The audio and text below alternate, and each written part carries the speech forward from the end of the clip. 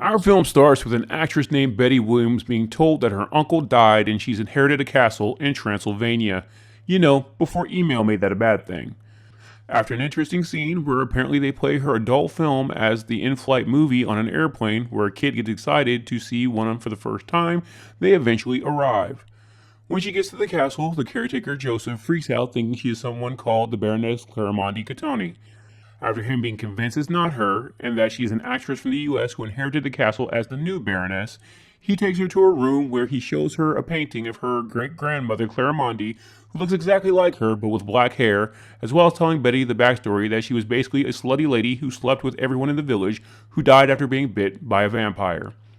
After the most Taco Bell of Taco Bell dreams that I won't even try to explain, Betty wakes up with Joseph bringing her breakfast in bed. She finds out that there is a monastery across the street, so she takes up the hobby of flashing one of the monks before just moving on to straight up sexually harassing the guy.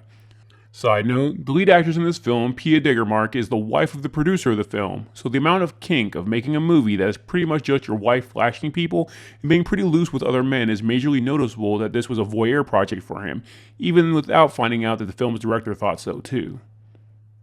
After another scene of her also flirting with the castle's maintenance person, she heads to the castle crypt where she opens the coffin of Claramonti, where we see she is perfectly preserved. But Betty is then run off by a bat shadow. That's when the Baroness gets up and leaves the crypt. That night, we see the monk Betty was flirting with head out to meet her at the castle, which she asked him to do earlier, but when he gets there, it's Claramonti who meets him instead. When Betty comes down and he's not there, Joseph tells him she's already took him down before figuring out that Betty must have let Claramonti out. Back in the dungeon, Claramonti seduces and bites the monk.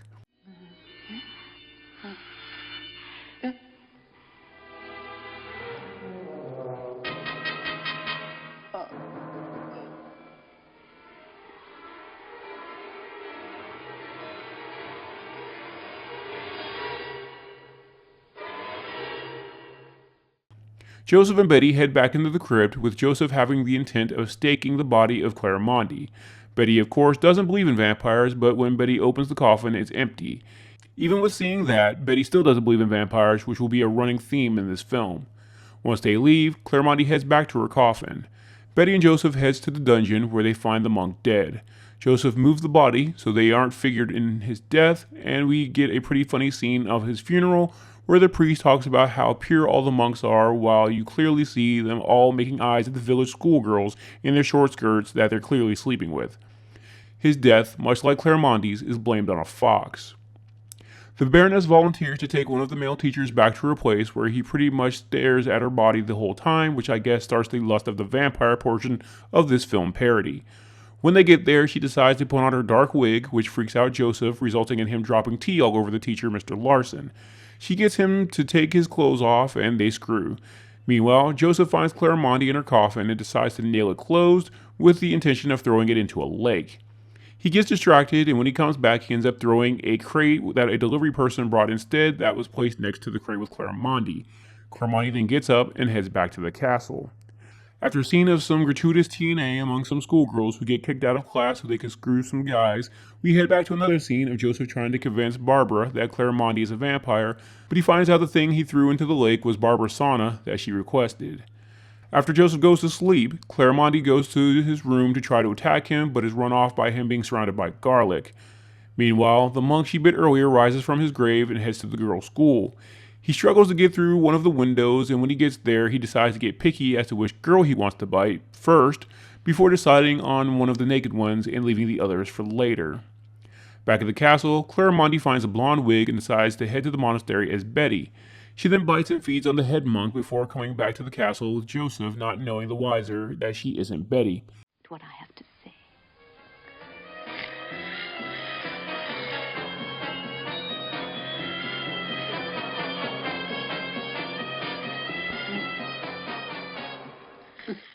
That is until Betty and Mr. Larson come home just after. Joseph puts on a knight's helmet and goes looking for Claramonti. Betty goes to take a bath, and Claramonti heads to Mr. Larson, pretending to be her. She goes to bite him, but as he rubs her body, her feelings turn to lust, and she decides to sleep with him instead.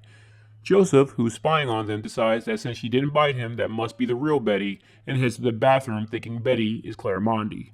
Eventually, Claremonti leaves, and Betty shows up with Mr. Larson struggling to do what he thinks is a round two that quickly.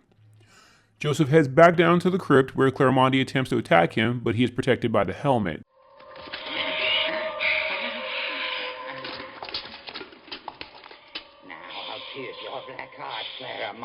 She then instead tricks him into falling into a trap when he lunges at her. As Mr. Larson is walking out of the castle, he hears Joseph screaming for help from a well. Once he's rescued, he tries to tell Mr. Larson that he slept with Claremonti. The two head to the castle crypt where Joseph tries to tell them they must stake her in the heart. He opens the coffin with the body of Claremonti, but Mr. Larson can't bring himself to do it. He instead says he'll lock himself in the crypt so that just before sundown, when she wakes up, he'll talk to her, which Joseph is totally against, but he agrees to.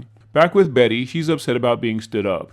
She tells Joseph about a costume party they got invited to by a count and countess and that she'll go by herself. At the crypt, Mr. Larson has fallen asleep. Claremonti decides to head to the party dressed as Betty and hides in the trunk of her car. Betty, of course, heads out dressed like Claremonti, still mad that she was stood up. Joseph goes back to the crypt to wake up Mr. Larson to tell him he screwed up. They both hurry to head to the party to save Betty. When we see the party, we find out all of the guests are vampires, including everyone that Claremonti and the monk had bitten, as the invite was for Claremonti and not Betty. The guest of honor, Count Dracula, arrives in a helicopter, where we get a joke where he wants to be called Christopher, making a reference to Christopher Lee. Eventually, Betty and Claremonti arrive, with most of the vampires thinking that Betty is Claremonti, and her not even noticing that everyone around her are vampires. Meanwhile, Claremonti finds Dracula, and she gets reprimanded for having sex with a human. Mr. Larson and Joseph arrive to the party, put on costumes, and head in. Mr. Larson comes up with the idea to send Joseph to change the clocks at the party so that they wouldn't know when daylight comes. Unfortunately, Mr. Larson is recognized by the prudish schoolteacher he didn't get along with, who has now been turned, and she outs him to them. He temporarily blinds the vampires long enough to put on some fake fangs, and they fall for it and let him stay. The Count leaves the party and is rewarded with a room of women, which is pretty hypocritical considering his conversation with Claremonti. Speaking of Claremonti, Mr. Larson thinks he finds Betty, but she takes him to the back room and confesses that she's Claremonti, which makes him faint. Back with the real Betty, we find out the prudish teacher isn't actually prudish, but is actually a lesbian. The teacher then outs her as not being Claremonti, and the vampires go after her. She's then saved by the real Claremonti. Claremonti tells Betty to switch clothes with her, and when asked why she's saving her, tells her it's because she's family and he's a good lover, so he wants nothing to happen to them. After calling Betty a bitch for calling her great-grandma, she goes out and makes everyone think the teacher was crazy. Joseph, still not knowing they switch places, puts Claremonti in the car. He goes back to get Mr. Larson, and they also take two of the monks for whatever reason, and head back, still not realizing that Betty is still at the party, and the woman in the car is Claremonti. She wakes up, noticing the sun is going up, and takes off in the car, leaving Joseph and Mr. Larson at the monastery where they dropped off the vampire monks. Back at the party, Dracula's helicopter pilot notices the sun and goes back to get him. They tell the partygoers about the sun, who all panic and goes running out of the party. Back at the castle, Mr. Larson and Joseph get back and go to kill Claremonti, thinking Betty has become a vampire. Mr. Larson still can't bring himself to kill her and decides to send her body back to California instead, which we then see gets loaded onto a plane with Joseph crying. The film ends with Betty confronting Joseph and Mr. Larson at the airport for a happy reunion, while we see groups of fans gathering at the airport in Hollywood to meet Claremonti, thinking it's Betty, and her biting her agent, waiting to meet her as what sounds like "Oh Christmas Tree" is playing in the background.